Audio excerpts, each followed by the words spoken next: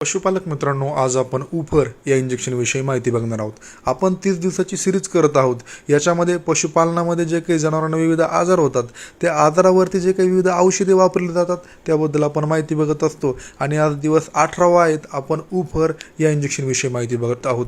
तर उफर याच्यामध्ये सेफ्टिउफर सोडियम हे कंटेन आहेत आणि हे 3rd जनरेशनचे सेफ्लोस्पोरिन अँटीबायोटिक आहेत, जे अनेक प्रकारच्या बॅक्टेरियल संसर्गावरती अतिशय प्रभावी काम करते. आता याचा वापर रेस्पिरेटरी ट्रॅकमध्ये आणि रिप्रोडक्टिव्ह ट्रॅकमध्ये जे काही इन्फेक्शन असतं त्याच्यामध्ये केला जातो. म्हणजे निमोनिया झाला असेल किंवा श्वसन मार्गामध्ये कुठलाही संसर्ग असेल, तसेच इंडोमेट्रा, पायोमेट्रा, मेट्रायसिस मध्ये अशा प्रकारे याचा वापर केला जातो. म्हणजे गर्भाशयाच्या आतमध्ये सूज असेल किंवा पस असेल त्याच्यात वापर केला जातो. दार अटकल्यानंतर गर्भाशय साफ करण्यासाठी सुद्धा याचा वापर केला जातो.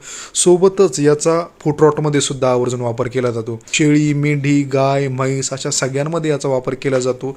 याचा जो काही डोस आहे तो 1.1 ते 2.2 mg IM आणि SC रूटने दिला जातो. पशुवैद्यकीच्या सल्ल्यानुसार हे इंजेक्शन वापरायचं. हे फक्त आपल्या माहितीसाठी आहे, ज्याचा मिल्क विड्रॉल पिरियड 0 आहेत. अशाच माहितीसाठी आपल्या पेजला आवर्जून फॉलो